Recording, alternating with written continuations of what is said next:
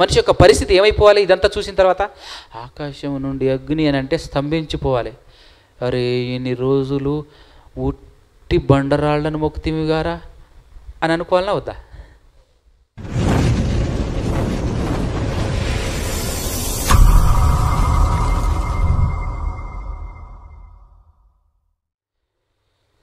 సర్వోన్నతుడు సర్వాధికారి మనందరి కన్న తండ్రి, ఈ సమస్త సృష్టిలో ఉన్నటువంటి ప్రాణాత్మలకు దేవుడుగా ఉన్నటువంటి ఆ దేవునికి, ఆయన కుమారుడు లోకరక్షకుడు యేసుక్రీస్తు ప్రభుల వారి ద్వారానే స్తుతి స్తోత్రాలు కృతజ్ఞతాస్తుతులు చెల్లించుచున్నాను. అదేవిధంగా ఆయన మాటలు వినబడినటువంటి మాటలను హృదయంలో పదిలపరుచుకొని వాటి ప్రకారంగా జీవించి ఆయన మహాలోకానికి చేరుకోవాలి అనే ఆలోచన కలిగి వచ్చి కూర్చొని వింటున్నటువంటి మీ అందరికీ కూడా క్రీస్తు పేరిటనే నా యొక్క శుభములు వందనాలు తెలియజేస్తూ ఉన్నాను.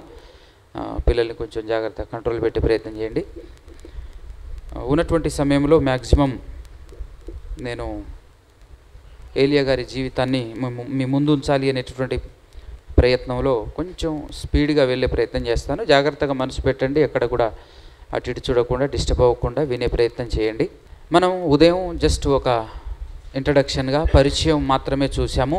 దేవుడు తన వ్యవసాయం ఏదైతే ఉందో, తన పంటగా తన తోటగా ఉన్నటువంటి ఇజ్రాయేలీలు పాడైపోయినప్పుడు, దేవునికి దూరం అయిపోయినప్పుడు, తన తోటకు పురుగు పట్టినప్పుడు మరలా రికవరీ చేసుకోవటానికి దేవుడు చేస్తున్నటువంటి ప్రయత్నంలో అనేక ప్రయత్నం చేశాడు. అందులో ఒక ప్రయత్నం మీ ముందుంచాలి అని అనుకున్నాను.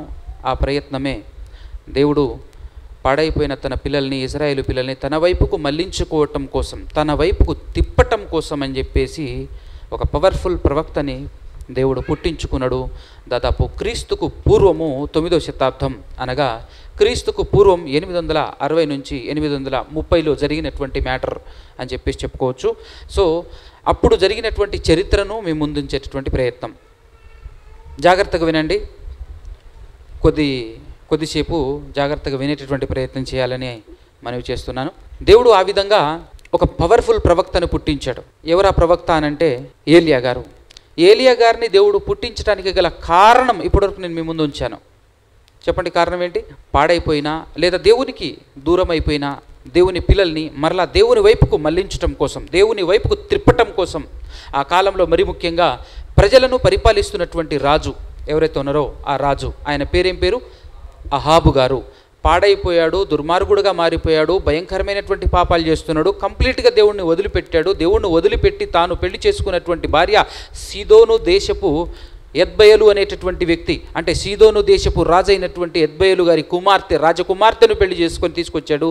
అంత మాత్రమే కాకుండా, భార్యను మాత్రమే కాకుండా ఆ భార్య పూజించే దేవతను భార్య కూడా వెనువెంట తీసుకొని రావటంతో సీదోనీయుల దేవతగా పిలువబడుతున్నటువంటి వాళ్ళ పూర్వీకులు నిర్మించుకున్న, తయారు చేసుకున్నటువంటి బయలు దేవతను, దానికి సంబంధించినటువంటి బలిపీఠాన్ని, దేవత స్తంభాన్ని ఇక్కడ షోమ్రోనులో కూడా స్థాపించేసి ఏర్పాటు చేసేసి పరిపూర్ణంగా దేవునికి దూరం అయిపోయి, దేవుణ్ణి వదిలిపెట్టేసి, సృష్టికర్తను విడిచిపెట్టేసి బయలుదేవతను పూజించేటటువంటి కార్యక్రమం చేస్తున్నప్పుడు దేవుడు ఇంతకు ముందులా బయోషా గారిని కానివ్వండి, యెరోబాము గారిని కానివ్వండి ఎలాగైతే పీకి పడేశాడో అలా ఇతన్ని కూడా పీకి పడేయాలి అని సింపుల్గా అని అనుకోకుండా దేవుడు తన వంతు తాను ప్రయత్నం, తనను మరలా తన వైపు మళ్లించుకోవాలి అని, అనగా అహాబు రాజుని తన వైపు మళ్లించుకోవటం కోసం దేవుడు చేస్తున్నటువంటి ఒక అద్భుతమైనటువంటి ప్రయత్నం.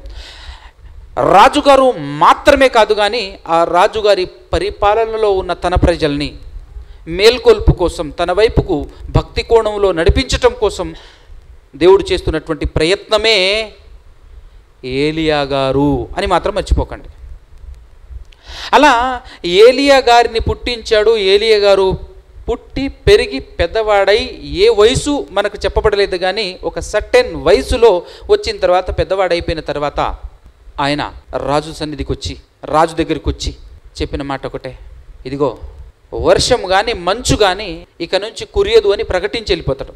ప్రకటించి భయంకరమైనటువంటి కరువు రాబోతుంది అని చెప్పేసి వర్షం, ఆకాశంలో నుంచి వర్షం కానీ మంచు కానీ ఏమీ కురవదని చెప్పేసి వెళ్ళిపోతాడు. దగ్గర 3.5 సంవత్సరాలు ఏవి కురవదు ఆ దేశం మీద, ఆ ప్రాంతం మీద. కఠినమైనటువంటి కరువు. ఆ కరువుతో పోతూ ఉంటారనమాట ప్రజలు మాత్రమే కాదు, రాజు కూడా తన ఆస్తి, ఆ కాలంలో ఉన్నటువంటి ఆస్తి ఏంటంటే గుర్రాలు, గాడిదలు, జీవులు, అవే గొప్పగా ఆస్తిగా ఉండేటటువంటివి. కాబట్టి వాటికి మేత దొరకక ఒక్కొక్కటిగా చచ్చిపోవటం మొదలెట్టాయి. 3.5 సంవత్సరాలు కరువు వస్తే ఎట్లుంటుందో, 1 సంవత్సరం కరువు వచ్చినా మనకు అర్థమవుతుంది పరిస్థితి, అవునా కదా? సో ఆ విధంగా కరువు రావటానికి గల కారణం ఎవరంటే ఏలియా గారు. దేవుని వైపు మళ్లించటానికని వెళ్ళి కరువు రప్పించాడేంటి అని అంటే, వారి మనోనేత్రాలు వెలిగించాలి అని అంటే జరగాలి అద్భుతం. వారు దేవుని వైపు తిరగాలి అని అంటే జరగాలి అద్భుతం. జరిగిన అద్భుతం ఏంటి అని అంటే, వర్షమే కురవకుండా చేసేసాడు. ఎలా చేయగలిగాడు అని అంటే, అక్కడ 17వ అధ్యాయం, మొదటి రాజుల గ్రంథం 17వ అధ్యాయం 1వ వచనం చదివితే ఏమని ఉంటుంది అని అంటే, జస్ట్ ప్రకటించాడు, ఆగిపోయింది, వర్షం కురవకుండా ఆగిపోయింది అని చెప్పేసి మొదటి రాజుల గ్రంథం 17వ అధ్యాయం 1వ వచనంలో ఉంటుంది. కానీ కొత్త నిబంధనకు వచ్చేసిన తర్వాత అక్కడ ఏం జరిగిందో, లేదంటే ఆయన ఏం చేస్తే ఆ కార్యక్రమం జరిగిందో అనేటటువంటి విషయాన్ని అపోస్తలులు బహిర్గతం చేశారు ఆత్మ సహాయంతో. యాకోబు పత్రిక 5వ అధ్యాయము ఒక్కసారి 17వ వచనం చదవండి. యాకోబు పత్రిక 5వ అధ్యాయం 17వ వచనం స్పీడ్గా. ఏలియా గారి గురించి రాయబడింది. అక్కడ ఏలియా గారి గురించి ఏమని రాయబడింది అని అంటే, ఏలియా గారు మన వంటి స్వభావము గల మనుష్యుడే. ఎందుకంటేనండి, ఏలియా గారి జీవిత చరిత్ర చదివితే పాత నిబంధన గ్రంథంలో ఆయన తల్లిదండ్రులు ఎవరో, ఆయన ప్రాంతం పర్టికులర్గా ఎక్కడుంటుందో, తిష్బీయుడైన ఏలియా అని ఉంటుంది. కానీ గిల్గాలు అనేటటువంటి ఆ ప్రాంతం, గిలాదు ప్రాంతంలో తిష్బీయుడైనటువంటి ఆ ప్రాంతానికి సంబంధించినటువంటి ప్రాంతాలలో ఒక తిష్బీ అనేటటువంటి ప్రాంతం ఉంటుంది. ఆ తిష్బీయుడైనటువంటి ఏలియా అని మాత్రమే ఉంటుంది తప్ప ఆయన తల్లిదండ్రులు ఎవరో చెప్పబడలేదు, ఆయన ఎప్పుడు పుట్టాడు చెప్పబడలేదు. ఎలా ఉంటుంది అని అంటే, ఒక సడన్గా దేవదూత ఎంట్రీ ఇవ్వటం, మరలా ఫైనల్గా అగ్ని రథాల మీద ఆరోహణమైపోవటం అనేటటువంటిది ఆయన చివరిలో మనం చూస్తూ ఉంటాం. సో దీన్ని బట్టి చూస్తుంటే ఇంతకీ నా మనిషేనా దేవదూత అనే డౌట్ వస్తుంది. అలాంటి డౌట్ పడాల్సిన అవసరం లేదు, ఆయన మనలాంటి మనిషే అని చెప్పడం కోసం ఇక్కడ ఊటంగిస్తున్నటువంటి పదం చూడండి. ఏలియా గారు మన వంటి స్వభావము గల మనుషుడే అని మాట్లాడినప్పుడు మనకు కూడా కాసంత ధైర్యం పెరగాలి, బలం రావాలి. ఎందుకో తెలుసా? మనలాంటి స్వభావం కలిగిన మనలాంటి మనిషే ప్రార్థన చేస్తే ఏం జరిగిందట? వర్షింపకుండునట్లు అతడు ఆసక్తితో ప్రార్థన చేయగా 3.5 సంవత్సరముల వరకు భూమి మీద వర్షమే కురవలేదు ఆ కాలములో అనేటటువంటి విషయాన్ని కొత్త నిబంధన కాలంలో చెబుతున్నారు. అర్థమవుతుందా? అంటే ఆయన కూడా మనలాంటి మనిషే. సో మనకు కూడా అత్యాసక్తి దేవుని ఎడల కలిగి మనం బ్రతికితే నిజంగా అద్భుతాలు చూస్తాం. మన జీవితంలో కూడా అద్భుతాలు చూస్తామనగానే మరలా ఇప్పుడు ప్రార్థన చేస్తా భూమి మీద వర్షం కురవకుండా ఆగిపోవాలి అని ప్రయత్నం చేయటం కాదు. నీ జీవితంలో అవసరతను బట్టి కావలసినటువంటి విధానంలో అద్భుతాలను చూడగలవు. అంటే ఈ కాలానుగుణంగా ఈ కాలంలో నీకు అవసరమైన, నీ జీవితానికి అనుకూలమైన అవసరమైనటువంటి విధానంలో దేవుడు నిన్ను ఖచ్చితంగా నడిపించగలడు అనేటటువంటి విషయం మనకు అర్థం కావాలి. అర్థమవుతుందా? సో ఆ కాలంలో 3.5 సంవత్సరాలు వర్షం కురవకపోయేసరికి ఈయన మనిషి కాదు దేవదూత అనుకోవటానికి ఏం అవసరం లేదు, మనిషి అని చెప్పటానికి అక్కడ దేవుడు మరలా వెంటనే అహాబు దగ్గరికి వెళ్ళి ఆ మాట ప్రకటన చేసి వెళ్ళిన తర్వాత దేవుడు మరలా వెంటనే అతనితో మాట్లాడుతున్నటువంటి మాట ఏంటంటే, మరి నువ్వు కూడా పోషింపబడాలి కదా అని చెప్పేసి, ఇదిగో కెరీతు వాగు దగ్గరికి వెళ్ళు. యోర్ధాను నది ఉంది కదా, ఆ యోర్ధాను ప్రాంతం సైడ్కి వెళ్తే కెరీతు వాగు ఒకటి ఉంటుంది. ఆ వాగు దగ్గర నువ్వు వెళ్ళి అక్కడ కూర్చో, అక్కడ వెయిట్ చెయ్యి.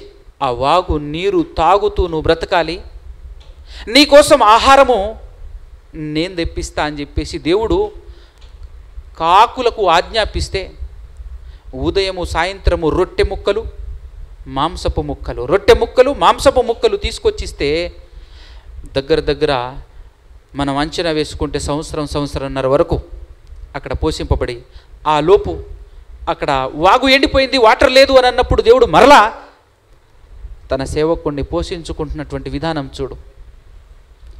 పంట లేదు, వండుకోవటం లేదు, ఏమీ లేదు, డైరెక్ట్గా ఎలా పోషిస్తున్నాడు? తనను నమ్మి తన కోసం బ్రతుకుతున్నటువంటి దైవజనుణ్ణి, తన కుమారుణ్ణి ఎంత గొప్పగా పోషిస్తున్నాడో మనం ఇక్కడ గమనించాలి. అక్కడి నుంచి వాగు నీరు అయిపోయిందా? చూశాడు, అయిపోయిందా? అయిపోయింది. ఇక ఇక్కడి నుంచి నువ్వు ఎక్కడికి వెళ్ళాలో తెలుసా? సీదోను ప్రాంతానికి వెళ్ళాలి. సీదోను దేశములో ఉన్నటువంటి సారెపతు అనేటటువంటి ఊరిలో ఒక విధవరాలు ఉంది నాయన, ఆ విధవరాలింటికి వెళ్ళు అని చెప్పేసి అక్కడికి పంపిస్తాడు దేవుడు. అక్కడికి పంపిస్తే ఆ ప్రాంతానికి వెళ్ళిపోతూ ఉండగా ఆ ప్రాంతం దరిదాపుల్లోకి వెళ్ళేసరికి అంతలోనే ఆ విధురాలు కనపడుతుంది.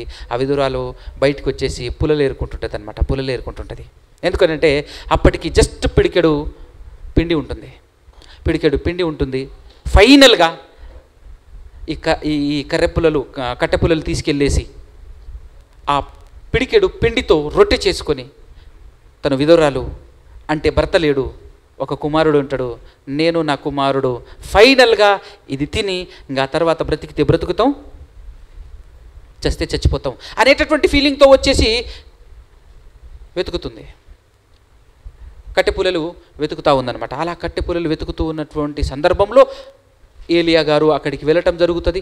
ఏలియా గారు, అమ్మా నాకు నీళ్ళు కావాలి, ఇస్తావా అని చెప్పేసానంటే గబగబా నీళ్ళు ఇవ్వటానికి పరిగెడుతూ ఉంటే మరలా అమ్మా ఆగు అని పిలిచి, ఇదిగో నీ ఇంట్లో నుంచి ఒక రొట్టె తీసుకొచ్చేసి నాకు ఇవ్వవా, రొట్టె చేసి నాకు పెట్టవా అని చెప్పేసానంటే, అయ్యా ఉన్నదే గిద్దంతా, నేను నా కుమారుడు మాత్రమే, తినగలిగేంత ఉంది, తిని ఆ తర్వాత చచ్చిపోతాం అని అనుకుంటున్నాను అయ్యా అని అంటాడు దేవుడు నీ దగ్గరికి నన్ను పంపించాడు. విషయం ఏంటంటే అక్కడ ఒక మాట చదువుతాముడు. ఎందుకంటే ఆవిడ ఒకటి మనం జాగ్రత్తగా ఆలోచించాలి. ఇక్కడ ఒక ఆలోచించాల్సినటువంటి అద్భుతమైనటువంటి పాయింట్ ఏంటంటే, ఇజ్రాయేలు 10 గోత్రికర్తల దేశం, అంత విస్తారమైనటువంటి దేశం వదిలి సీదోనులో, అంటే ఇజ్రాయేలులు కాదు అన్యులలో ఉన్నటువంటి ఒక ఆవిడ దగ్గరికి, అది కూడా విధవరాలి దగ్గరికి దేవుడు పంపిస్తున్నాడంటే ఆవిడ క్యారెక్టర్ ఏంటో ఒకసారి మనం ఆలోచన చేయాలి. ఆవిడ బ్రతుకు విధానం ఏంటో మనం ఒకసారి ఆలోచన చేయాలి. ఆవిడ ఎంత గొప్పగా బ్రతకకపోతే, కరెక్ట్గా చెప్పాలంటే ఆవిడ కూడా భక్తురాలే.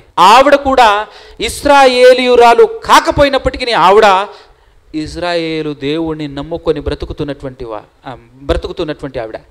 ఆవిడంతటా ఆవిడే మాట్లాడుతుంది, నీ దేవుడైన యెహోవా అని మాట్లాడుతుంది చూడు. 17వ అధ్యాయంలోనే ఎన్నో వచనం, 12వ వచనం, నీ దేవుడైన యెహోవా జీవము తోడు, తొట్టిలో పట్టెడు పిండి, బుడ్డిలో కొంచెమే నూనె అంతే ఉంది అని చెప్పటానికి స్టార్టింగ్లో ఏం వాడింది ఆవిడ? నీ దేవుడైనా అంటే యెహోవా దేవుడు తెలుసు అన్నమాట. అంతే కదా, దేవుడు తెలుసు. భక్తి పరురాలు ఎంతో భక్తిగా బ్రతుకుతుంది. అందుకోసమే చూడు జాగ్రత్తగా, ఇప్పుడు దాదాపుగా సంవత్సరంన్నర అని మాట్లాడుకున్నాం. కెరీతు వాగు ఆరిపోయేంత వరకు, ఇంకిపోయేంత వరకు, ఇప్పటి వరకు ఆవిడ బతికే ఉంది అని అంటే ఆవిడింట్లో అప్పటి వరకు ధాన్యం ఉంది, దేవుడు బ్రతికిస్తున్నాడు. ఇక ఫైనల్ ఇది లాస్ట్ అని అనుకుంటుంది ఆవిడ. ఇక తిని ఇంకా ఆ తర్వాత చస్తే చస్తాం, ఎట్లాగా చచ్చిపోతామని చెప్పేసి చచ్చిపోతాం అనేటటువంటి విధానంలోనే మాట్లాడుతుంది ఆవిడ. కానీ దేవుడు పసిగడుతున్నాడు, పరిశీలన చేస్తున్నాడు. నువ్వు ఏ దేశంలో ఉన్నా, ఏ ప్రాంతంలో ఉన్నా, ఎక్కడున్నా కూడా నీతి నిజాయితీగా దేవుని కోసం బ్రతికితే దేవుని కనుచూపులు నీ వరకు వస్తాయి, దేవుని కనుసన్నల్లో నీ జీవితం, నీ కుటుంబం ఉంటుంది అనేటటువంటి విషయం ఇక్కడ మనకు బోధపడాలి. అంత మాత్రమే కాకుండా ఆ తదనంతరం వచ్చినటువంటి యేసుక్రీస్తు ప్రభుల వారి కాలంలో ఆయన కూడా ఆవిడ గురించి లేవనెత్తి మాట్లాడుతున్న సందర్భం లూకా సువార్తలో ఉంటుంది. ఒక్కసారి తెరవండి. కొత్త నిబంధనలో లూకా సువార్తలో 4వ అధ్యాయం, లూకా సువార్త 25వ వచనం. ఏలియా దినముల యందు 3 ఏండ్లు 6 నెలలు ఆకాశము మూయబడి దేశమందంతటను గొప్ప కరువు సంభవించినప్పుడు ఇశ్రాయేలులో అనేక మంది విధవరాండ్రుండినను ఏలియా సీదోనులోని సారెపతు అను ఊరిలో ఉన్న ఒక విధవరాలి యొద్దకు గాని మరి ఎవరి యొద్దకును, అంటే అర్థం ఏంటి? దేవుని దృష్టికి రైట్ పర్సన్గా కనబడింది ఆ కాలంలో, ఆ కాలంలో ఇజ్రాయేలులో ఒక్క రైట్ పర్సన్ కూడా లేడా? ఏమండి, లేడనే కదా. లేరు గనుకనే సీదోను ప్రాంతంలో ఉన్నటువంటి ఒక విధవరాలి దగ్గరికి పంపించిండు దేవుడు. అక్కడికి వెళ్ళిన తర్వాత, ఇదిగో అమ్మా, నువ్వు నమ్ముకున్న నా దేవుడు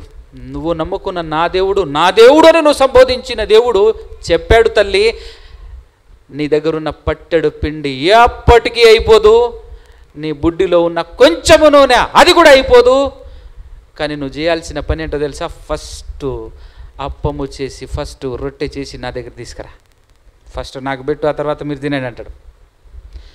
నన్ను అడిగితే ఇంక అక్కడి నుంచి ప్రతిరోజు మిగిలిన దినాలు కరువు అంతా కంప్లీట్ అయిపోయి మరలా పుష్కలంగా తిండి దొరికేంత వరకు ప్రతి దినం 2 పూటలు తింటూ ప్రతి దినము 2 పూటలు మొట్టమొదటి రొట్టె ఎవరికి తీసుకొచ్చి పెడుతుంది ఆవిడ? అదే ప్రథమ ఫలం అంటే. అందుకోసమే మొదట దేవునికిచ్చి ఫలము పొందగలిగేవాడెవడు అని కొత్త నిబంధనలో కూడా మాట్లాడుతుంటాడు. ఎవరు చెప్పండి? మొదట దేవునికిచ్చి ఫలితాన్ని పొందగలిగేవాడు ఎవరు చెప్పండి? ఇక్కడ కూర్చున్న మనమందరం ఎట్టాంటోళ్ళము ఒక్కసారి ఆలోచించాలి. మనమందరము కూడా అహాబు గారి తమ్ముళ్ళమే. మొదట దేవునికి ఇచ్చేటటువంటి పరిస్థితి ఈరోజు మనకుందా? దేవునికి ఎవరిస్తారు మొదట తెలుసునా? గుండె నిండా దేవుని పట్ల ప్రేమ ఉన్నవాడు మాత్రమే దేవునికి ఇస్తాడు. మనమందరం ఏం చేస్తామంటే ఒక నెల సంపదంతా మన ఖర్చులకు మొత్తం పంచుకున్న తర్వాత మిగిలితేనే దేవునికి ఇస్తాం, మిగిలకపోతే చేసేది ఏముందయ్యా, మా బతుకంతా, మా పరిస్థితి అంతా, మాకు అది లేదు ఇది లేదు, చాలా టైట్ పొజిషన్ అని చెప్పేసి అంటాం. కానీ దేవుడు నీ భక్తిని నిన్ను చూసి నిన్ను ఆశీర్వదించి నిన్ను మరింత బలపరచాలి దేవుడు అని అంటే నీ గుండెల్లో మొదటి స్థానం దేవునికి ఉండాలి, దేవుని మీద ఉండాలి నీ ఆలోచన, నీ ఆశ. అలా నెల నెల నా సంపదనలో మొదటి ఫలాన్ని దేవునికి ఇవ్వాలి అనేటటువంటి ఆలోచన మనం నేర్చుకోవాలి. ఏలియా గారు, ఆ మాట మనకు రాయబడింది, ఏలియా గారు మొదటిది తీసుకురా అన్నడా లేదా? మొదటిదే ఇచ్చింది, ప్రతిరోజు మొదటిదే ఇచ్చుకుంటూ వచ్చింది. అంటే దేవునికి ఇవ్వటం అంటే అది కదా. అలా అక్కడ 3.5 సంవత్సరాలు పోషింపబడి ఆ తర్వాత దేవుడు మరలా ప్రత్యక్షమై, ఇదిగో నేను వర్షం కురిపించాలనుకుంటున్నానని చెప్పేసి దేవుడు ఏలియా గారికి ఇన్ఫర్మేషన్ ఇస్తాడు. ఒక పని చేయటానికి దేవుడు ఎవరికి ఇన్ఫర్మేషన్ ఇవ్వాల్సిన అవసరం ఉండేది కదా, కానీ ఏలియా గారికి ఇన్ఫర్మేషన్ ఇస్తున్నాడు. నాన్న, నేను మరి వర్షాన్ని కురిపించాలనుకుంటున్నాను, అల్లాడిపోతున్నారు లోకంలో అనగా ఇజ్రాయెల్ దేశంలో ఉన్నటువంటి ప్రజలు అల్లాడిపోతున్నారు కనుక నేను వర్షం కురిపించాలి అని ఆలోచన కలిగి ఉన్నాను, నువ్వు వెళ్ళి అహాబును దర్శించు. అప్పటికి ఈ 3.5 సంవత్సరాలలో వెతుకుతున్నాడు అహాబు గారు వెతుకుతూ ఉన్నాడు అనమాట. ఎవరిని? ఏలియా గారిని. ఎక్కడ కనపడితే ఎక్కడ చంపేద్దామని. ఎవరు వెతుకుతున్నారు? అహాబు గారు. ఒక మాట చెప్పనా, మనమందరం అహాబు లాంటి వాళ్ళమే. ఎందుకో చెప్పనా? మనకు బుద్ధి కలగటం కోసం, మనకు మేలు కలగటం కోసం, మన మనోనేత్రాలు వెలిగింపబడటం కోసం, మనం ఆలోచింపటం కోసం దేవుడు మనతో ఎవరో ఒకరి ద్వారా మాట్లాడతాడు. దేవుడు ఎలా మాట్లాడతాడండి? ఇప్పటికి కూడా చెప్తున్నాను, నువ్వేదో తప్పు చేశావు, సూటిగా ఏదో ఒక రకంగా దేవుడు నీతో మాట్లాడతాడు. నువ్వు తప్పు చేశావని గద్దిస్తాడు. మనం ఎలా ఆలోచిస్తాం తెలుసా? చేశాను నేను తప్పు, ఓకే, కానీ వీడు బయటికి వెళ్ళి చెప్తాడా, వీడు అలా చెప్తాడా, ఇలా చెప్తాడా, డైరెక్ట్గా వచ్చి నన్నే నా గురించి ఎంత మాట్లాడుతున్నాడు అని చెప్పేసి మనం ఏం చేస్తామనంటే వ్యక్తి మీద కక్ష కడతాం. అక్కడ ఆలోచించాల్సినటువంటి విధానం ఏంటి అంటే, నేను చేసిన పాపము ఈయనకి ఎట్లా తెలిసింది అనే కోణంలో మనం ఆలోచిస్తాం. కానీ ఈయనకి కాదు, దేవునికి తెలిసింది. దేవుడు ఏదో ఒక రకంగా ఆయన ద్వారా నీతో మాట్లాడుతున్నాడు. దేవుడికి తెలిసింది, దేవుడు నాతో మాట్లాడుతున్నాడు, నేను మార్చుకోవాలి అని చెప్పేసి మోకరించి ప్రార్థన చేస్తామా? గజ్జయ్యం. అహాబు ఏం చేసిండు? ఏలియా మీద కక్ష కట్టిండు. ఏలియా దేవుని తరఫున అక్కడ పనిచేస్తున్నాడు, ఇతన్ని ఆలోచింప చేయటం కోసం పనిచేస్తున్నాడు, ఇతన్ని దేవుని వైపు మళ్లించడం కోసం ప్రయాసపడుతున్నాడు అనేటటువంటి ఆలోచన అతనికి ఉందా? మేలు చేసే స్నేహితుడు గాయాలు ఇంకా చెప్పనా?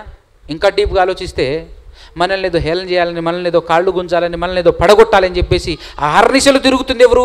సాతాను అని చెప్పి చెప్తాం. కానీ సాతాను కూడా భలే మేలు చేస్తుంది మనకు అన్న సంగతి మనకు తెలుసా? ఫస్ట్ కోపం పుట్టిస్తుంది, మన పరువు తీస్తుంది, మన గాలి తీస్తుంది, రకరకాలుగా చేస్తుంది. ఏదేమైనా నీకు తెలియజేసింది కదా. ఇంత జరుగుతుందంటే సాతాను కూడా నండి, సాతాను నీ మీదకి వచ్చి పడ్డాడు నిన్ను హేళన చేయటానికో, లేదంటే నిన్ను టార్గెట్ చేయటానికో, నిన్ను ఏదో ఒక రకంగా నష్టపరచడానికో నీ దగ్గరికి సాతాను వచ్చిండు అంటే పర్మిషన్ ఎవరు ఇచ్చారు అనే సోయి మనకు ఉండాలన్నా వద్దా? ఆ ఆలోచన మనకు ఉండాలన్నా వద్దా? మనం నేర్చుకోవాల్సినటువంటి పాఠాలు.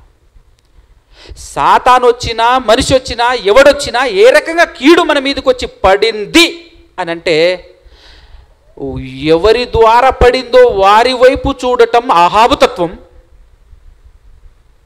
నా మీద కీడు పడింది అని అంటే ఒక్కసారి నన్ను నేను చెక్ చేసుకోవాలి అని అనుకోవటం దేవుని తత్వం. ఇది మనం నేర్చుకోవాల్సినటువంటి విధానం. విషయం ఏంటంటే ఆ సందర్భంలో ఖచ్చితంగా మనుషులం కాబట్టి మనకు కోపం వస్తుంది, మనం హట్ అవుతాం, మనం ఫీల్ అవుతాం, అది 100%. సరే, ఒకరోజు నువ్వు ఫీల్ అయినావు, ఒకరోజు నువ్వు హట్ అయినావు, ఒకరోజు నువ్వు ఫట్ అయినావు, నెక్స్ట్ రోజైనా ఆలోచించరాదు, మూడో రోజైనా ఆలోచించరాదు, నాలుగో రోజైనా ఆలోచించరాదు. కానీ వరుసబెట్టి 3 సంవత్సరాలు వెతుకుతున్నావే మనిషిని, 3.5 సంవత్సరాలు వెతుకుతున్నావే మనిషిని. కానీ ఆ మనిషి పుట్టిందే నీకోసం, ఆ మనిషిని దేవుడు పుట్టించిందే నీకోసం, నిన్ను మలచటం కోసం, నిన్ను గొప్పవాడిగా చేయటం కోసం, నిన్ను దేవుని వైపుకు మళ్ళించటం కోసం కదా ఏలియా గారు పుట్టారు. అది ఆలోచించకుండా ఎలాంటి బిహేవియర్తో నడుస్తున్నాడు ఈ అహాబు గారు, ఒక్కసారి ఆలోచన చేయండి. 3.5 సంవత్సరాలు వెతుకుతుంటే దొరకలే. విషయం ఏంటంటే ఏలియా గారు ఎక్కడున్నారు? దేవుడు ఎక్కడ దాచిపెట్టాడు తెలుసా? దేవుడు ఎక్కడ పెట్టాడు? సీదోను అని మీరంటారు. నేనేమంటానంటే అహాబు గారి అత్తోరింట్లో ఉన్నాడు.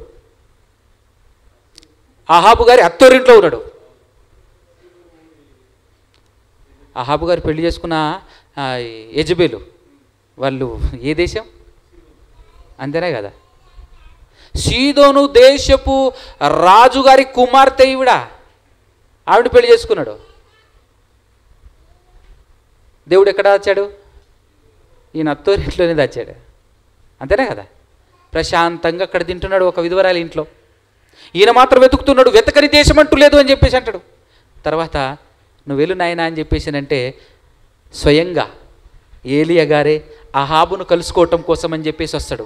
వచ్చినప్పుడు అహాబు గారి గృహ నిర్వాహకుడు ఉంటాడు ఒక ఆయన, ఓబద్యా అనేటటువంటి వ్యక్తి, గృహ నిర్వాహకుడు. కానీ మంచి భక్తుడేనండి, యెహోవాకు దేవునికి భక్తుడు. ఆయన ఏం చేస్తాడంటే ఈ 3 సంవత్సరాలు కానివ్వండి, అంతకుముందు కానివ్వండి, యెహోవాకు సంబంధించినటువంటి భక్తులు ప్రవక్తలు ఎవరైతే ఉన్నారో వాళ్ళను వెతికి పట్టుకొని మరి చంపుతున్నారు. ఎవరు? అహాబు గారును అతని భార్య. ఒక రకంగా ఇక్కడ ఇంకొక పాయింట్ కూడా మనం ఇక్కడ నేర్చుకోవచ్చు. ఇంకొక పాయింట్ ఏంటి అని అంటే, ఈ యెహోవా దేవుని పేరట ఉన్నటువంటి ఆనవాలు కానీ, యెహోవా దేవుణ్ణి కానీ అసలు నామరూపకం లేకుండా చేద్దామనేటటువంటి ప్రయత్నంలో కొనసాగుతుంది ఈ ఇజ్రాయేలు దేశంలో. నా దేవుణ్ణి ప్రతిష్ఠించేసేయాలి, అవునా కదా? ఈ కాలంలో కూడా, ఏ కాలంలో కూడా జరుగుతూ ఉంటుంది కదా, ఎక్కడ పడితే అక్కడ, అవునా కదా? ఇప్పుడు ఏం జరుగుతున్నారు? నిజమైన దేవుడు ఎవరో తెలియక మా మతం గొప్పది, మా దేవుడు గొప్పవాడు అని చెప్పేసి మనుషుల చేత నిర్మించబడినటువంటి దేవుణ్ణి ప్రచారం చేసుకోవటం కోసం, మా దేవుణ్ణి, మా మతాన్ని స్థాపించడం కోసం అవసరమైతే చంపుకుంటూ సాగుతామని చెప్పేసి ప్రస్తుతం కూడా చూస్తున్నాం కదా ఇలాంటి తత్వం, అవునా కదా? అలాంటిదే ఎవరు? యెజబెలు. మన భారతదేశంలో కూడా వైదిక మతం ఉంది. యాడ్ నుంచి వచ్చింది? బయట నుంచి వచ్చిందే, అవునా కదా? మన భారతదేశంలో పుట్టిందేం కాదు, అది బయట నుంచి వచ్చిందే. కానీ ఏం చేస్తున్నారు? భారతదేశం మొత్తం కూడా మా దేశం అవ్వాలి అనేటటువంటి ప్రయత్నం ఎలాగైతే ఈ కాలంలో జరుగుతుందో, సేమ్ టు సేమ్ యెజబెలు కూడా చేసినటువంటి ప్రయత్నం ఏంటి అని అంటే, సీదోను దేశంలో ఉన్నటువంటి దేవుడే ఇక్కడ ఉండాలి, ఇక్కడ ఉన్నటువంటి దేవుణ్ణి మటుమాయం చేయాలి అనే ప్రయత్నం. ఉన్న ప్రవక్తల్ని చంపుకుంటూ సాగుతున్నప్పుడు అప్పుడు అదే గృహంలో గృహ నిర్వాహకుడుగా, రాజు క్రింద సేవకుడిగా పనిచేస్తున్నటువంటి ఓబద్యా గారు ఏం చేశారో తెలుసా? యెహోవా ప్రవక్తల్ని ఏరికోరి భక్తులుగా బ్రతుకుతున్నటువంటి వారిని గుహల్లో దాచిపెట్టి, ఒక గుహకు 50 మంది చొప్పున దాచిపెట్టి, అహాబు గారి ఇంట్లో, రాజుగారి ఇంట్లో ధాన్యం కరువు ఉంటుందా? కోటల్లో దాచిపెట్టుకొని ఉంటాడు. పేద ప్రజలకు దొరకదు ధాన్యం. కానీ కరువు కాలంలో రాజుకైతే కరువు ఉండదు కదా, అవునా కదా? ఆ రాజుగారి కోటల్లో నుంచి ధాన్యాన్నంతా తీసుకొచ్చేసి ఆ గుహకు 50 మంది యెహోవా ప్రవక్తలను దాచిపెట్టి పోషిస్తున్నటువంటి గనుడు ఎవరు? చూసారా? ఆయన ఇంట్లోనే ఉండి ఆయన దగ్గరనే పనిచేస్తూ ఎంత గొప్ప కార్యం చేస్తున్నాడు. ఆయన చేస్తున్నాడు అనటం కన్నా ఆయన ద్వారా దేవుడు చేయిస్తున్నాడు అనటం విన్నా కదా. ఎందుకంటే నువ్వు దేవుని కొరకు నీతి నిజాయితీగా బ్రతికితే, ఇప్పుడు అక్కడ ఒక 50 మంది, అక్కడ ఒక 50 మంది, గుహకు 50 మందిని దాచిపెట్టాడు అంటే అలా దాచిపెట్టబడినటువంటి వాళ్ళు నిజాయితీతో బ్రతికినటువంటి వాళ్ళు, దేవుని కోసం నిజాయితీగా బ్రతుకుతున్నటువంటి వాళ్ళు. కాబట్టి అలాంటి వాళ్ళు చావకూడదు, అలాంటి వాళ్ళకు నష్టం జరగకూడదు అని చెప్పేసి దేవుడు చాలా అద్భుతమైనటువంటి ప్రణాళికతో వాళ్ళని కాపాడుతున్నాడా లేదా, పోషిస్తున్నాడా లేదా? నన్ను అడిగితే దేవుని పేరిట యాక్టింగ్ చేస్తూ నేను కూడా యెహోవా ప్రవక్తనే అని చెప్పుకుంటున్నటువంటి వాళ్ళందరూ చచ్చిపోయి ఉంటారు ఆ కాలంలో. ఏదేమైనా చంపటం తప్పు కదా, అవునా కదా? అలా జరుగుతున్నటువంటి కాలంలో ఆ విధంగా ఈ వ్యక్తి కాపాడాడు. ఎవరు? ఓబద్య అనేటటువంటి వ్యక్తి. అహాబు గారి గృహ నిర్వాహకుడు కాపాడుతున్నాడు. అయితే ఆయన ఎదురుపడ్డాడు ఏలియా గారికి. ఏలియా గారు ఎందుకు వెళ్తున్నారు? అహాబును ఎదుర్కోవటం కోసం అని చెప్పేసి వెళ్తున్నాడు. ఈ 3.5 సంవత్సరాలు కరువు వస్తే అసలు ఈ కరువు ఎలా వస్తుంది, ఎందువల్ల వస్తుంది, అసలు కరువు ఎలా వస్తుంది అనేటటువంటి ఆలోచించకుండా మనతో పాటు పుట్టినటువంటి మన ప్రదేశంలో ఉన్నటువంటి వ్యక్తి ప్రార్థన చేస్తే 3.5 సంవత్సరాలు ఆకాశం మూయబడటం ఏందబ్బా, ఈయన వెనకాల ఎవరున్నారు, అసలు ఇతను ఎవరు అని ఆలోచించాల్సింది పోయి ఆ వ్యక్తిని పట్టుకొని చంపడం కోసం అని చెప్పేసి తిరుగుతున్నాడు. నాయన ఇంకెన్ని సంవత్సరాలు ఆగినా ప్రజలు చచ్చిపోతారేమో కానీ వాడి బుర్ర వెలగట్లేదు, నువ్వే వెళ్ళి గెలవాలి అని చెప్పేసి దేవుడు సెలవిచ్చిన వెంటనే ఏలియా గారు అహాబును కలవాలి, కలిసి ఇతని మనోనేత్రాలు వెలిగింపబడే విధంగా ఒక కార్యక్రమం జరగాలి అని చెప్పేసి వస్తున్నాడు. వస్తుంటే ఆయన గృహ నిర్వాహకుడు కలిశాడు. ఇదిగో నీ రాజుగారితో చెప్పు, నీ యజమానితో చెప్పు, నేను వస్తున్నానని చెప్పు, నేను ఇక్కడ ఉన్నానని చెప్పు అని చెప్పేసి అనగానే ఆయన గుర్తుపెట్టేసి, నా ఏలినవాడా ఏలియావు నీవే కదా అని అంటే, ఎస్ నేనే, నీ రాజుతో చెప్పుపో, నీ యజమానితో చెప్పుపో అని అంటే, ఆయన సడన్గా ఏమంటాడంటే, అయ్యా నన్నెందుకు చంపాలని చూస్తున్నారు మీరు, నన్నెందుకు చంపాలని చూస్తున్నారు మీరు అని అంటాడు ఓబద్య గారు. నిన్ను చంపాలని చూడటం ఏంటి అని మన ఏలియా గారు, అయ్యా నువ్వు యాడికి పోయినావో, దేవుడు నిన్ను ఎక్కడ దాచిపెట్టాడో మాకు తెలియదు, కానీ నీ కోసమని వెతకని దేశం లేదు, అడగని ప్రజలు లేరు. నిన్ను ఎక్కడ దొరికితే ఎక్కడ చంపుతామని మా రాజుగారు ఆహార నిశలు కష్టపడి వెతుకుతున్నాడయ్యా. ఇప్పుడు నువ్వేమో నా దగ్గరకు కనబడి నేను ఇక్కడ ఉన్నాను చెప్పుపో, వెళ్ళి చెప్పుపో అని చెప్పేసి మీరు అంటున్నారు. నేను వెళ్తా, చెబుతా, చెప్పిన తర్వాత మరలా దేవుని ఆత్మ నిన్ను ఎక్కడో తెలియని ప్రాంతానికి తీసుకెళ్తుంది. ఏడ్రా అని ఆయన అడుగుతాడు నన్ను. అయ్యా ఇక్కడే చూసా అని అంటా నేను. నువ్వు అబద్ధాలు చెప్తున్నావు రా అని చెప్పేసి నన్ను చంపేస్తే పరిస్థితి ఏంది? నన్నెందుకు, నేనేం పాపం చేశానని చెప్పేసి నన్ను పోయి రాజుగారి చేతిలో పడేటట్టు చేస్తున్నావు అని చెప్పేసి అంటాడు. అట్టేం లేదు, ఖచ్చితంగా ఇక్కడే ఉంటా, నో డౌట్ ఎట్ ఆల్. ఎన్ని రోజులైనా నేను కలవాలనే వచ్చాను, ఖచ్చితంగా కలుస్తాను, చెబుతున్నాను, వెళ్ళి చెప్పు అని చెప్పేసి అంటాడు. పరిగెత్తుకుని పోతాడు. అయ్యా ఏలియా గారు దొరికారు, అవునా పద అని చెప్పేసి ఆయన పరిగెత్తుకుని వస్తాడు. వచ్చి ఇశ్రాయేలీయులను ఇబ్బందుల పాలు చేసిన వాడా నా శత్రువా అని చెప్పేసి అంటుంటాడు అవతల నుంచి. ఊరే నేను కాదురా ఇశ్రాయేల్ని ఇబ్బందుల పాలు చేస్తుంది, నువ్వు నీ కుటుంబీకులు, నీ కుటుంబీకులు మీరు చేస్తున్నటువంటి పాపం, మీరు చేస్తున్నటువంటి భయంకరమైనటువంటి కార్యాల వల్ల ఇదంతా జరుగుతుంది అని చెప్పేసి ఆయన, ఇదిగో నీకు నాకు ఇదంతా గొడవ ఎందుకు కానీ గమ్మునుండో మాట చెప్తా అంటాడు. ఏంటో చెప్పు అని అంటే, ఇప్పుడు మన పూర్వీకుల నుంచి దేవుడు మనల్ని ఐగుప్తుల నుంచి తీసుకొచ్చాడు ఇక్కడికి. మన దేవుడు ఉండగా నువ్వేం చేస్తున్నావు అంటే, మీ అత్తగారింట్లో నుంచి ఒక దేవతను తీసుకొచ్చేసి బయలుదేవతను పూజిస్తున్నావు గుడి కట్టేసి. ఈరోజు దేవుడు ఎవరో కన్ఫర్మ్ చేసుకుందాం, తేల్చుకుందాం. యెహోవా దేవుడైతే యెహోవాను ఆరాధిద్దాం, బయలు దేవుడైతే బయలును ఆరాధిద్దాం. నేను కూడా సిద్ధమే. బయలు దేవుడైతే బయలుని ఆరాధిద్దాం, యెహోవా దేవుడైతే యెహోవాను ఆరాధిద్దాం. ఏమంటావు? నీ బయలు ప్రవక్తలు ఉన్నారు కదా 450 మంది, అందరిని పట్టుకరా, ఒక పందెం వేసుకుందాం, ఛాలెంజ్ అని చెప్పేసి పిలిపిస్తాడు. ఛాలెంజ్కి ఓకేనా? ఒకసారి మీ ప్రవక్తలతో చెప్పు. ఓకే అంటే ఓకే అని చెప్పేసి అందరూ మాట్లాడుకున్న తర్వాత ఓకే అని చెప్పేసి అయిపోయిన తర్వాత వచ్చేసారు 450 మంది కర్మేలు పర్వతం దగ్గరికి అందరినీ పిలిపించేస్తే, అక్కడికి వచ్చేసిన తర్వాత పందెం ఏంటి, రుజువు ఏంటి అని అంటే, ఏమీ లేదు, ఒక ఎద్దు తీసుకుందాం. ఎద్దును తీసుకున్న తర్వాత బలిపీఠం కట్టి ఆ బలిపీఠం మీద ఒక ఎద్దును ముక్కలుగా చేసి బలిపీఠం మీద పెడదాం. మీరు ఒక ఎద్దును తీసుకోండి, నేను ఒక ఎద్దును తీసుకుంటాను. బలిపీఠం మీద పెట్టిన తర్వాత మీ దేవుణ్ణి మీరు ప్రార్థన చేయండి, నా దేవుణ్ణి నేను ప్రార్థన చేస్తాను. ఏ దేవుడైతే సమాధానం ఇచ్చి ఆకాశము నుంచి రావాలి డైరెక్ట్గా అగ్ని, ఆకాశము నుంచి అగ్ని వచ్చేసి ఇదిగో ఆ ఎద్దును కట్టెల్ని ఆ ఎద్దు మాంసమును దహించి వేసేయాలి. ఏ దేవుడు మన ప్రార్థనకు సమాధానం ఇస్తాడో ఆయనే దేవుడు అని కన్ఫర్మ్ చేసుకుందాం. డీలోకేనా అంటాడు, డబ్బులోకే అంటారు వాళ్ళు.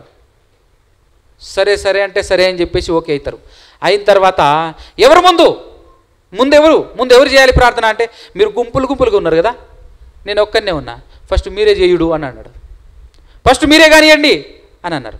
అయితే ఓకే అని చెప్పేసి ఇంక స్టార్ట్ చేశారు. బలిపీఠం కట్టి ఆ బలిపీఠం మీద ఎద్దు మాంసాన్ని పెట్టేసి ఇంకా చుట్టూ తిరుగుతున్నారు, అరుస్తున్నారు, కేకలేస్తున్నారు, ప్రార్థన చేస్తున్నారు, వాళ్లకు తోచిన పనులు చేస్తున్నారని. ఎప్పటి నుంచి ఉదయం నుంచి మొత్తుకుంటూ ప్రార్థన చేసుకుంటూ దగ్గర మధ్యాహ్నం కూడా దాటి 3-4 గంటలు అవుతుంది. ఆ లోపు పక్కనే ఉన్నటువంటి ఏలియా గారు ఏమని చెప్తున్నారంటే, సురుకులు వదిలేస్తున్నాడు మధ్యలో. గట్టిగా పడుకున్నాడేమో, లేపుతాడు గట్టిగా అంటున్నాడు అవతల నుంచి. జర్నీలో ఉన్నాడేమో, లేవా ప్రయాణంలో ఉన్నాడేమో, కాస్త గట్టిగా పిలవండి. ఏంది ఇంతసేపు మొద్దు నిద్ర మీ దేవునికి? నిద్రపోతున్నాడేమో, కాస్త గట్టిగా చెప్పండి, గట్టిగా లేపండి అని చెప్పేసి రకరకాలుగా ఈయన మాట్లాడుతున్నాడు. ఈయన మాట్లాడుతున్న కొద్ది వాళ్ళకు మంట పుడుతుంది. లాభం లేదురా, ఈయన మరి మనల్ని హేళన చేస్తున్నాడు, కత్తులు తీసుకురండి రా అని చెప్పేసి కత్తులు తీసుకొస్తున్నారు. ఇంకేసుకోండి రా, కత్తులతో వేసుకోండి, మనం కనీసం రక్తం గారితేనైనా చూస్తాడు మన దేవుడు అని చెప్పేసి రక్తం గారేలా కత్తులతో కొట్టుకుంటున్నారు, అరుస్తున్నారు, రకరకాల ప్రయత్నాలు చేస్తున్నాడు. ఇంకా ఫైనల్గా సతుకులబడ్డారు.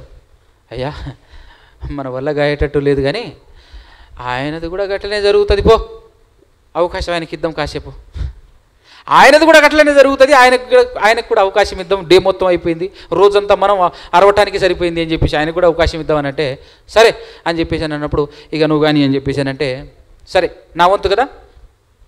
బలిపీఠము 12 రాళ్ళు చక్కగా పేర్చి దాని మీద ఎద్దు మాంసం పెట్టి, ఇంకా చెప్పాలి అంటే ఈయన ప్రయత్నం చూడండి, ప్రయత్నం చేస్తే రిజల్ట్ ఉంటే మామూలుగా ఉండొద్దు, ఎఫెక్ట్ మామూలుగా పడొద్దు అని చెప్పేసి దాని కింద బలిపీఠం క్రింద ఒక కందకం దొవ్విస్తాడు. 2 మానికలు పట్టే విధంగా కందకం దొవ్వించి గుంత దొవ్వించి నీళ్లు పోపిస్తాడు అనమాట. ఆ మాంసం మీద ఉన్న కట్టెల మీద ఆ పొయ్యి మీద ఆ బలిపీఠం మీద 3-4 సార్లు బాగా తడిసి ముద్దయిపోయి మెత్తగైపోయేంత వరకు కట్టెలు నీళ్లు పోయండి అని చెప్పేసానంటే బాగా నీళ్లు పోస్తారు. నీళ్లు పోసిన తర్వాత క్రింద నీళ్లు, ఆ గుంతలో నీళ్లు కూడా నిండిపోతాయి. అదంతా ఈ కార్యక్రమం అంతా జరుగుతుంటే ఏమనిపిస్తుంటుంది వాళ్ళకేమనిపిస్తుంటుంది? ఎండిపోయిన కట్టెల మీద పెట్టి ఇంత గోస చేస్తేనే మండలేదు, ఇక ఈయన పోయి మొత్తం తడిపేస్తున్నాడు. మామూలుగా కూడా కాదు, కింద కూడా గుంత తవ్వించి మరి ఆ గుంత నిండిపోయింది వాటర్తో. ఇంక అయినట్టే పరిస్థితి అనే విధంగా వాళ్ళు చూస్తున్నారు, వాళ్ళు వెయిటింగ్ చేస్తున్నారు. చూద్దాం ఇంక అయినట్టే లేదని చెప్పేసి ధైర్యంగా, అంటే మామూలుగా ఉంటే కొంచెం భయపడేటోళ్ళేమో, కానీ నీళ్లతో తడిపేశాడు మొత్తం, వాళ్ళకి కాస్త ధైర్యం వచ్చింది, ఇంక అయినట్టే పో అనే విధంగా చూస్తున్నారు వాళ్ళు. ఓకేనా అని చెప్పి మోకరించి ప్రార్థన చేస్తున్నాడు తండ్రి అని ప్రార్థన చేస్తున్నాడు. ప్రార్థన కూడా పూర్తి కాలే, అగ్ని దిగి వచ్చి మొత్తం కాల్చిపడేసిందనమాట. కట్టెలను ఆ పైన ఉన్నటువంటి మాంసమును, ఎద్దు మాంసమును పూర్తిగా కాలబెట్టింది అగ్ని దిగి వచ్చేసి. రాళ్లను కూడా ఇంకా చూడిగా ఎట్టుంది. ఆ విధంగా జరిగేసరికి అది కళ్ళారా చూసినటువంటి ప్రజలందరూ ముక్త కంఠంతో అరుస్తున్నాడు, యెహోవా ఏ దేవుడు, యెహోవా ఏ దేవుడు, యెహోవా ఏ దేవుడు అని చెప్పేసి అరుస్తున్నారు. అందరూ బలంగా అరుస్తున్నారు. ఇంకప్పుడు అన్నాడు డీల్ ఏంటి అని అంటే, మీ దేవుడు గెలిస్తే, మీ దేవుడే దేవుడు అని నిరూపణ అయితే నన్ను చంపేయండి, నా దేవుడే దేవుడు అని నిరూపణ జరిగితే 450 మంది ప్రవక్తల్ని ఒక్కరిని కూడా పోవద్దు, ఒక్కరిని కూడా పోనీయకండి అని చెప్పేసి అని అన్నప్పుడు అక్కడ సీన్ ఎలా జరిగి ఉండాలి? తప్పించుకొని పారిపోవడానికి ట్రై చేస్తారు కదా. ప్రజలందరూ వచ్చారు కదా, ఊళ్ళో ఉన్నటువంటి దేశంలో ఉన్నటువంటి ప్రజలందరూ ఒక్కొక్కరు నలుగురు పట్టుకున్నారు ఒక్కొక్కరిని. అందరిని పట్టుకొచ్చేసి అయ్యా ఒక్కరిని కూడా పోనీ ఎక్కడ పట్టుకున్నాం తీసుకురండి అని చెప్పేసి తీసుకొచ్చేసిన తర్వాత ఒక్కడిని కూడా మిగిలించకుండా 450 మంది ప్రవక్తలందరినీ ఊచకోత, అందరినీ చంపేస్తాడు. పవర్ లేదు, ఏమీ లేదు, దాన్ని నమ్ముకొని మీరు నమ్ముకోవటం మాత్రమే కాకుండా ఇంతమందిని తీసుకెళ్తున్నారు మీరు బ్రతక తగదు అని చెప్పేసి అందరినీ చంపేశాడు. ఎందుకు అనంటే మీరు మీ దగ్గర పవరే లేదు, అసలు దేవుడే లేనటువంటి ప్రాంతంలో దేవుడు అని చెప్పేసి నమ్మించడం మాత్రమే కాకుండా నిజమైనటువంటి దేవుని ప్రవక్తల్ని పట్టుకొని చంపిస్తున్నారే ఆ యెజబెలు ద్వారా. ఎంత భయంకరమైనటువంటి పాపం రా మీరు చేసింది అని చెప్పేసి ఈ 450 మందిని చంపేశాడు. 450 మందిని ఎవరు? ఏలియా గారు చంపేశారు. ఇక్కడ ఒక భయంకరమైన న్యూస్ ఏంటి అని అంటే, ఇంత అద్భుతం కళ్ళారా ఎవరు చూస్తున్నారు? అహాబు గారు చూస్తున్నారా లేదా? చూసినోడు దెబ్బకు మారిపోవాలన్నా వద్దా? దెబ్బకు మారాలన్నా వద్దా? అసలు ఆయన మారటం కోసమే కదా ఇదంతా జరుగుతుంది. ఆయన నిజమైన దేవుడు ఎవరో తెలుసుకొని మారటం కోసమే కదా జరుగుతుంది. ఒక అద్భుతం కదా జరిగింది. ఇప్పటికీ కూడా చాలామంది నాస్తికులు సత్యాన్వేషణ మండలి అని పెట్టుకున్నటువంటి వాళ్ళు కూడా ఎదురు చూస్తున్నారు. ఏమనో తెలుసా? నేను నమ్ముతానబ్బా, ఒక్కటి మీరు అన్నట్టుగా ఆ బైబిల్లో రాయబడినట్టుగా ఒక అద్భుతం చూపి, ఒక అద్భుతం మా కళ్ళారా మేము చూస్తే నమ్ముతాం అంటున్నారా లేదా? చాలామంది అంటున్నారా లేదా? మరి ఇతను కూడా మనిషేగా. ఎవరు? అహాబు గారు మనిషేగా, అలాంటోడేగా, వాళ్ళలాంటోడే కదా. చూసిండా లేదా? నమ్మిండా? చూసినా కూడా ఇక్కడ అంత అద్భుతమైనటువంటి కార్యం చూసి మత్తిపోయి అసలు ఎట్లుండాలి? అసలు మనిషి యొక్క పరిస్థితి ఏమైపోవాలి ఇదంతా చూసిన తర్వాత? ఆకాశం నుండి అగ్ని అని అంటే స్తంభించిపోవాలి. అరే ఇన్ని రోజులు ఉట్టి బండరాళ్లను మొక్కితిమిగారా అని అనుకోవాలన్నా వద్దా? కానీ ఆయన పొజిషన్ చూసారు ఎట్టుందో? ఇదిగో ప్రవక్త ఏమన్నాడనంటే, ఇంటికి పోయి భోజనం చేయిపో, వర్షం వచ్చేటట్టు ఉంది అని చెప్పేసి అంటాడు. ఏలియా గారు మెల్లగా బయలుదేరితే ఇటుపక్క వర్షం వచ్చేస్తుంటుంది. ప్రార్థన చేస్తాడు, వర్షం వస్తుంది, మధ్యలో తడిసిపోకుండా ఉండాలి అని అంటే నువ్వు తొందరగా పోవాలి, జల్దీ వెళ్ళమని చెప్పరా అని చెప్పేసి తన దగ్గర ఉన్నటువంటి దాసిని పంపిస్తాడు. ఆయన బయలుదేరిపోతుంటాడు. ఆ లోపే ఏలియా గారికి దేవుని ఆత్మ సహాయంతో నడుం బిగించుకొని పరిగెడితే, మామూలుగా రాజు రథం మీద వెళ్తాడు. రథం యొక్క స్పీడ్ అంటే గుర్రాలు పరిగెత్తే స్పీడ్ ఏంటంటే గంటకు 60 కిలోమీటర్ల వేగంతో పరిగెడతాయి గుర్రాలు. ఈయన చెప్పి చాలా సమయం అయిపోయింది, ఆయన బయలుదేరాడు, సగం దూరం వెళ్ళిపోయినాలే. ఆ సమయంలో ఏలియా గారు నడుం బిగించుకొని యెజ్రెయేలు ప్రాంతానికి బయలుదేరాడు. రన్ చేస్తే బుల్లెట్ బండి కాదు కదా, కారు కూడా పోదు, ఆ రేంజ్లో పరిగెత్తాడు అనమాట. ఏ స్పీడ్లో పరిగెత్తాడో రథం పోక ముందే పోయి యెజ్రెయేలు గ్రామం గుమ్మం ముందు నించున్నాడు. ఎవరు? ఏలియా గారి స్పీడ్. అది చూసైనా వీడి మతి భ్రమించాలన్నా వద్దా? ఎవరు? అహాబు గారికి అది చూసైనా భయం పుట్టాలన్నా వద్దా? అక్కడ అగ్ని ఆకాశం నుంచి దిగడం చూశాడు, ఇక్కడ రథం కంటే ముందు పరిగెత్తడం చూశాడు. ఈ రెండూ చూసినా కూడా మారని హృదయం మనిషికి ఉంటుందా? మీరు చెప్పండి. ఇంత అద్భుతమైనటువంటి అద్భుతాలు చూసిన తర్వాత కూడా మారనటువంటి వాడు మారని వ్యక్తి అంటూ ఉంటాడా? చెప్పండి. ఉంటాడు. పోయి ఏం చెప్తున్నాడు తెలుసా? ఇంటికి వెళ్ళి ఎవరు? అహాబు గారు ఇంటికి వెళ్ళిన తర్వాత లబోదిబో కొట్టుకుంటూ ఏమని మాట్లాడుతున్నాడంటే, ఇంగో మన ప్రవక్తలందరినీ చంపేశాడే. భార్యతో చెప్తున్నాడు, మనం నమ్ముకున్న ప్రవక్తల్ని ఒక్కరిని మిగిలించలేదు, 450 మందిని అక్కడికక్కడే చంపేశాడే అంటున్నాడు. పోయి ఏమని అర్థమైంది ఇతనికి? ఒకసారి ఆలోచన చేయండి. మనిషి హృదయం ఎంత భయంకరమైందో ఆలోచించండి. మీరు కనుక అట్లా తయారైపోయారో, ఆ విధంగా మన హృదయం కఠినమైపోయిందేమో. ఈరోజు ఈ సభలు ఎందుకు జరుగుతున్నాయి చెప్పండి? ఆ కాలంలో ఏలియా గారు ఎందుకు పుట్టాడు చెప్పండి? ఆ కాలంలో ఏలియా గారు పుట్టి అద్భుతాలు కనబరిచినా కూడా వాళ్ళ హృదయాలు మారట్లేరు. ఈరోజు ఎవరి హృదయాలు మారాలని ఈ సభలు జరుగుతున్నాయి? ఎవరి హృదయాలు మారటం కోసం ఈ సభలు చెప్పండి మీరు? మన హృదయాలు మారాలని 2 రోజులు విని దులిపేసుకొని పోయి ఇంటికి వెళ్ళిన తర్వాత మరలా యథావిధి జీవితం సాగింది అనుకో, మనకు అహాబు గారికి తేడా ఉందా? మనం అహాబు గారి సహోదరులం, లేదంటే అహాబు గారి పిల్లలం అన్నట్టేగా, అవునా కదా? మన కోసమే ఈ 2 రోజుల సభలు వేలలో ఖర్చు అయి ఉంటుంది, అవునా కదా? మనం కూడా అన్నీ వదిలేసి వచ్చి కూర్చున్నాం ఇక్కడ, వింటున్నాం అని అంటే మార్పు జరగాలనా వద్దా? మారు మనసు రావాలనా వద్దా? మనం దేవునికి అనుకూలంగా దేవుని వైపు తిరగాలనా వద్దా? కానీ అహాబు తిరిగాడా? అహాబు లాంటి వాళ్ళం కావద్దు మనం. అహాబు లాంటి వాళ్ళం కావద్దు. అహాబు హృదయం తిరగకపోయి తన భార్యతో చెప్తే, అమ్మ అంత పని చేశాడా అని చెప్పేసి తన దగ్గర ఉన్నటువంటి దూతను పంపిస్తుంది ఏలియా దగ్గరికి, కబురు పంపించడానికి. రేపు ఈ సమయం కల్లా నువ్వు చంపిన 450 మంది ప్రవక్తలు అయినట్టే నువ్వు కాకపోతే, నిన్ను నేను ఆ విధంగా చెయ్యకపోతే, ఈ కాలంలో చెప్తారు కదా సవాలు, నా అబ్బకు అమ్మకు అన్నట్టుగా మాట్లాడినాలి ఆ కాలంలో ఆవిడ. సవాల్, నిన్ను కూడా లేపేస్తా అనగానే ఏలియా గారు ఆ మాటకు భయపడి పారిపోతాడండి.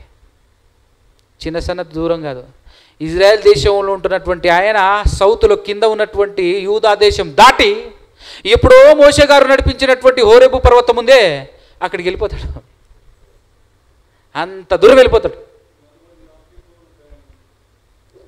ఇంత పవర్ఫుల్ ప్రవక్త భయపడి పారిపోవటమా?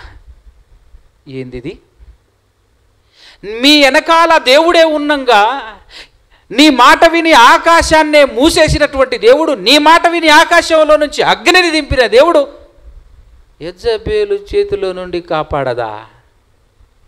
ఏమండి, అట్టెట్ట పారిపోయింది అసలు ఏలియా గారు అని ఆలోచిస్తే మనం కూడా ఆలోచించాలి. ఏలియా గారిని అడిగినాం అనుకో, ఏమంటాడు తెలుసా ఏలియా గారు? హలో, ఇంతకుముందు యెజబేలు చాలామంది ప్రవక్తలను చంపింది, ఆ ప్రవక్తలందరూ కూడా యెహోవా ప్రవక్తలే, నేను కూడా, అవునా కదా? యెహోవా ప్రవక్తల్ని చంపిందా లేదా? చచ్చిపోయినరా లేదా? నేను కూడా ఎందుకు దాని చేతిలో పడటం అని పారిపోయి, ఏదో సావుకు పారిపోలే, చచ్చిపోతానేమని పారిపోలే, అక్కడికి వెళ్ళి అడుగుతున్నాడు, ఇంకా చాలు ప్రభువా, వాళ్ళు మారరు, వాళ్ళ కోసమే నన్ను పుట్టించావు, వాళ్ళు మారలు, ఇప్పటి వరకు నేను చేసింది చాలు, ఇక నన్ను చంపుకో అంటున్నాడు ఆయన. బెయేర్షెబా దాటి వెళ్ళిపోయి అక్కడ దేవునికి ప్రార్థన చేస్తున్నాడు. ఇంకా చాలు, నా పితరుల కంటే నేను ఇంతకంటే ఘనుడనేం కాదు, కానీ ఇంకా నన్ను తీసుకో ప్రభువా, రోషం కలిగి నేను ఒక్కనే అందరు చచ్చిపోయారు, నేను చేసిన గాడికి చేశాను, ఇక నన్ను చంపేసుకో, నేను తీసుకుపో అని చెప్పేసి ప్రార్థన చేస్తున్నాడు ఆడ. అక్కడ దేవుడు ప్రత్యక్షమై, ఏలియా ఇంత దూరం వస్తేవి, ఇక్కడికి వచ్చి ఏం చేస్తుంటివి నువ్వు, అసలు ఇంత దూరం ఎందుకు వచ్చావు అని చెప్పి 2 సార్లు అడుగుతాడు. అప్పుడు అంటాడు, అందరిని చంపేశారు, రోషము కలిగి నేను ఒక్కడే ఉన్నాను అని అంటాడు. చాలామంది ఉన్నారు, 7,000 మంది ఉన్నారయ్యా, నీకు తెలియదు, వాళ్ళని నేను భద్రంగా కాపాడుతున్నా, నాకు తెలియదే అన్నట్టుగా చూస్తున్నాడు ఏలియా గారు. అవునా కదా? ఉన్నారు, చాలామంది ఉన్నారు, బయట పడరు, కనబడరు, కానీ ఉన్నారు, చాలామంది ఉన్నారు అని చెప్తాడు. అసలు నువ్వు ఇంత దూరం ఎందుకు వచ్చావని చెప్పేసి కొన్ని అద్భుతాలను, రకరకాలైనటువంటి గాలి, వాన, భూమి అదరటం, భూకంపం రావటం, అనేకమైనటువంటివి చూపించి మరలా ధైర్యపరిచి 3 పళ్ళు అప్పచెప్పి పంపిస్తాడు మరలా రిటర్న్. వెళ్ళు, ఇజ్రాయేలు దేశంలో నింషి కుమారుడైనటువంటి యెహూకు పట్టాభిషేకం చేయి, దాని పక్కనే ఉన్నటువంటి సిరియా దేశం ఉంది, ఆ సిరియా దేశంలో బెన్హదదు రాజై ఉన్నాడు, ఆయనకు బదులుగా హజాయేలును పట్టాభిషేకం చేయి, నీ తర్వాత ప్రవక్తగా ఉండటానికి షాపాతు కుమారుడైనటువంటి ఎలీషాకు పట్టాభిషేకం చేయి అని చెప్పేసి ఆ 3 పనులు అప్పగించి పంపిస్తాడు. అలా ఆయన రిటర్న్ వస్తాడు. ఏలియా గారు అంత దూరం వెళ్ళి రిటర్న్ వచ్చే లోపు మధ్యలో ఏం జరిగిందంటే ఇక్కడ ఏం జరుగుతుంది తెలుసా? ఎక్కడ? ఈ ఇజ్రాయెల్ దేశంలో ఏం జరుగుతుంది అంటే, ఇజ్రాయెల్ దేశాన్ని ఓడించాలి, దోచుకోవాలి అని యుద్ధం చేయటం కోసం సిరియా దేశపు రాజు అయినటువంటి బెన్హదదు యుద్ధానికి వచ్చి ఉంటాడు. మామూలుగా రాడు, 32 మంది రాజుల్ని పట్టుకొస్తాడు. తనతో పాటు 32 రాజులతో సైన్యం, మహాబలమైనటువంటి భయంకరమైనటువంటి సైన్యంతో వస్తాడు. వచ్చి కూర్చొని కబురు పంపిస్తుంటాడు. ఎవరితో? దాసులతో. ఎవరికి? అహాబు రాజుకి కబురు పంపిస్తుంటాడు. అప్పుడు అహాబు పరిస్థితి చూడాలి. గజ గజ గజ గజ వణుకుతున్నాడు. రాజా, నీ కాల్ముక్త బాంచెంద, నువ్వు చెప్పినట్టే, నా సొమ్మంతా నీదే, నీ రాజ్యమంతా నీదే, నువ్వు చెప్పినట్టే అని చెప్పేసి మాట్లాడుతున్నాడు. ఎవరు? అహాబు. ఎందుకంటే వచ్చింది ఏమైనా మామూలు బలగంతో రాలే, 32 రాజులతో గొప్ప సైన్యంతో వచ్చాడు. గొప్ప సైన్యంతో వచ్చాడనమాట. వచ్చి ఆ విధంగా మాట్లాడుతుంటే భయపడిపోతున్నాడు. కానీ దేవుడు చూడు, ఈడి బుర్రకి ఎప్పుడు వస్తుంది బుద్ధి, కనీసం ఇప్పుడైనా ఆలోచిస్తాడేమో అని చెప్పేసి ఏలియా గారేమో అటు వెళ్ళిపోయారు. ఇక్కడ వేరే ప్రవక్తలను పంపించి అహాబుతో మాట్లాడుతున్నాడు దేవుడు. వేరే ప్రవక్తలను పంపించి ఆ ప్రవక్త వచ్చి అహాబుతో మాట్లాడుతున్నాడు. ఏమయ్యా, గచ్చగచ్చగచ్చ వణుకుతున్నావులే, ఇగో ఎంతమంది రాజులు వచ్చారు నీ మీద యుద్ధానికి? 32 వచ్చారు కదా. నీ ముందు వాళ్ళు ఓడిపోయేలా చేస్తా, నీ ముందు వాళ్ళు తోక ముడుచుకొని పారిపోయేటట్టు చేస్తా, నీ ద్వారా జయించబడే విధంగా నువ్వు వాళ్ళని ఓడిస్తావు. ఇప్పుడైనా నమ్ముతావా దేవుణ్ణి? ఇప్పుడైనా తెలుసుకుంటావా దేవుణ్ణి? యెహోవా ఏ దేవుడు అని చెప్పేసి ఇప్పుడైనా ఒప్పుకుంటావా? ఎన్ని ప్రయత్నాలండి, దేవుని ప్రయత్నాలు చూడు. జరుగుతుందా నిజంగానా? 32 రాజులు నేను ఓడిస్తానా? దేవుడు నీ వెనకాల ఉంటే 32 ఏంది, 30,000 మంది వచ్చినా నీ ముందు ఆగరు అని చెప్పేసి ప్రవక్త చెప్పగానే ఎట్లా జరుగుతుంది అంటే, యవ్వనులైనటువంటి అధిపతులు నీ దగ్గర ఎంతమంది ఉన్నారు అని చెప్పేసి లెక్క పెట్టుకొని అంటే 232 మంది ఉన్నారు. ఆ 232 మంది చాలు, పంపించు, దుమ్ము లేపేసి వస్తారు అని చెప్పేసి అంటే అదే జరుగుతుంది. వెళ్తారు, వాళ్ళని ఓడించి 32 మంది రాజులను ఓడించి తిరిగి వస్తారు. వాహ్, మైండ్ బ్లాక్ అయిపోయింది. ఇప్పుడైనా నమ్మాలా వద్దా? వాళ్ళు బారిపోయారు. మరలా ప్రవక్త వస్తాడు. ఏలియా గారు కాదు, ఇంకొక ప్రవక్త. ఏలియా గారు ఫరారీలో ఉన్నారుగా, ఇంకొక ప్రవక్త వస్తాడు. ఇదిగో ఇప్పుడు వాళ్ళు తోక ముడుచుకొని పారిపోయారు కదా అని సంబరపడకు, సంవత్సరం తర్వాత మళ్ళీ వస్తారు. ప్లాన్ 2, ప్లాన్ ఏ ఫెయిల్ అయితే ప్లాన్ బి ఉంటుంది వాళ్ళ దగ్గర. ప్లాన్ బితో సంవత్సరం తర్వాత మళ్ళీ వస్తారు. జాగ్రత్త, నువ్వు కరెక్ట్గా ఉండవు. నీ వెనకాల దేవుడు ఉన్నాడు, దేవుడు నిజమైన దేవుడు అని నమ్మో, నీ దేవుని పట్ల విశ్వాసం ఉంచు అని చెప్పేసి అని అంటారు. మరలా వస్తారు. మరలా వచ్చినప్పుడు మరలా ప్రవక్త అంటాడు, ఇదిగో ఈసారి నీకు అప్పచెప్తున్నాను, ఆ దేశాన్ని, ఆ రాజుని నీ చేతికి అప్పగిస్తున్నాను అని చెప్పేసి అంటే చేతికి అప్పగిస్తాడు. రెండోసారి ఉజ్జృంభిస్తాడు అనమాట. అహాబు గారు ఉజ్జృంభించి ఊచకోత అందరినీ కోసేసి అందరినీ చంపుతుంటే ఆ బెన్హదదు రాజు తప్పించుకొని పారిపోయి గుడిసెల్లో దాక్కుంటాడనమాట. బిక్కు బిక్కుమంటూ దొరికినాం అనుకో చచ్చిపోతాం రా భయ్, జాగ్రత్తగా ఇక్కడే ఎట్లో గట్ల ప్రాణం బతికించుకొని మనం బట్టకడదామని బయటపడదామని చెప్పేసి ప్లాన్తో దాచుకొని ఉంటారు. అలా దాచుకొని ఉన్నప్పుడు ఆయనతో పాటు 2-3 సైనికులు ఉంటారు కదా, వాళ్ళు అంటారు, అయ్యా మేము వెళ్ళేసి రిక్వెస్ట్ చేయమా? ఇజ్రాయెల్ రాజులు భలే దయాపరులు అయ్యా, జాలిపరులు వాళ్ళు, నేను పోయి అడుగుతా, నీకు ప్రాణభిక్ష పెడతాడేమో, నేను పోయి అడుగుతా, నువ్వు ఓకే అంటే పోయి అడుగుతా. అడుగురా నాయన, బ్రతుకుదాం ఎట్టునో గట్ట, నువ్వు పోయి అడుగు అని చెప్పేసి అంటే సరే అని చెప్పేసి గోనె పట్ట కట్టుకొని వెళ్తారు. అక్కడికి వెళ్ళిన తర్వాత, అయ్యా నీ రాజు ప్రాణభిక్ష కోసం మమ్మల్ని పంపించాడు అని చెప్పేసి, మా రాజు పంపించాడు నీ దాసుడు అని చెప్పేసి అంటే, బెన్హదదు ఇంకా సావలేదా? బతికే ఉన్నాడా? బతికే ఉన్నాడయ్యా. అయితే ఓకే, ఆయన నా సహోదరుడై పట్టుకురండి అని చెప్పేసి పిలిపిస్తాడు అహాబు రాజు. ఆయన రాగానే దోస్తు మేరా దోస్త్ అని షేక్ హ్యాండ్ ఇచ్చేసి తన రథం మీద నించోబెట్టేస్తే ఆయన అంటాడు, మా రాజ్యం నీకు సొంతం, మా రాజ్యంలో నీ ఇష్టం వచ్చినట్టు చేసుకోవచ్చు, పన్ను కూడా చెల్లిస్తా అని చెప్పేసి ఈయన అంటాడు. గంతపడుకు ఒప్పందం చేసుకొని పంపిద్దామని నేను పిలిపించిన, అంతే నేనేం చేయను అని చెప్పి పంపిస్తాడు. రిటర్న్ పంపించేస్తాడు. రిటర్న్ పంపించేసరికి దేవుని కోపం వస్తుంది. బాగా అర్థమయ్యే లాంగ్వేజ్లో మాట్లాడతా, ఒరే బట్ ఎందుకు రా పంపించింది ఆయన, నీ చేతికి ఎందుకు రా ఇచ్చింది అని అంటే, సంపుతావేమోనని చెప్పేసి ఆయన మరణ శిక్ష, ఆయన ఈరోజు చచ్చిపోవాలని చెప్పేసి మరణ శాసనం రాసి నీ చేతికి పెడితే నువ్వు ఆయన తప్పించేసావేంది? అని దేవుని కోపం వస్తుంది. దేవుని కోపం వచ్చి ఏమంటాడు ఒక్కసారి ఆ మాట చదువు ముగించుకుందాం. మొదటి రాజుల గ్రంథం 20 అధ్యాయము 41 నుంచి చూడండి. అతడు త్వరపడి తన కళ్ళ మీది పాగా తీసివేయగా యెహోవా సెలవిచ్చినదేమనగా, నేను శపించిన మనుష్యుని నీవు నీ చేతిలో నుండి తప్పించుకొని పోనిచ్చితివి గనుక వాని ప్రాణమునకు మారుగా నీ ప్రాణమును, వాని జనులకు మారుగా నీ జనులను అప్పగింపబడుదురని రాజుతో అనగా, ఇజ్రాయేలు రాజు మూతి ముడుచుకుని వాడే కోపంతో షోమ్రోనులోనికి తన నగరునందు వచ్చాను. ఆయన చేయాల్సిన పని ఏంటంటే మూతి ముడుచుకోవటం, ఇంటికి వెళ్ళటం. అర్థమవుతుందా? అసలు ఒక్కసారి మనం ఇక్కడ జ్ఞాపకం చేసుకోవాల్సినటువంటి విషయం ఏంటంటే, దుర్మార్గుడు పాపాత్ముడు కదా. ఇలాంటి దుర్మార్గుడు పాపాత్ముడు అయినప్పటికీ ఎన్ని అవకాశాలు ఇస్తున్నాడండి దేవుడు? అవకాశాలు ఇస్తున్నాడా లేదా?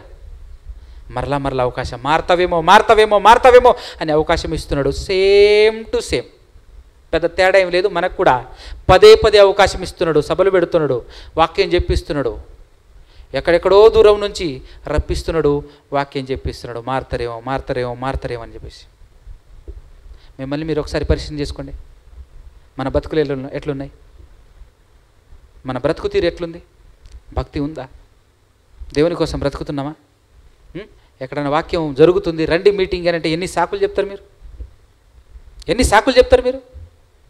చూస్తున్నాడు దేవుడు, గమనిస్తున్నాడు దేవుడు, అవకాశాలు ఇస్తున్నాడు. మారారా? ఇకనైనా మారారా? మారలేదా? ఫైనల్ డిసిషన్ అయిపోతాయి. ఇక్కడ అదే జరిగింది. అద్భుతాలు చేయించా, నీ కళ్ళ ముందు ఆకాశం నుంచి అగ్ని, నీ కళ్ళ ముందు ఇన్ని అద్భుతాలు నా ప్రవక్త ద్వారా చేపించిన, తిరగలేదు నువ్వు.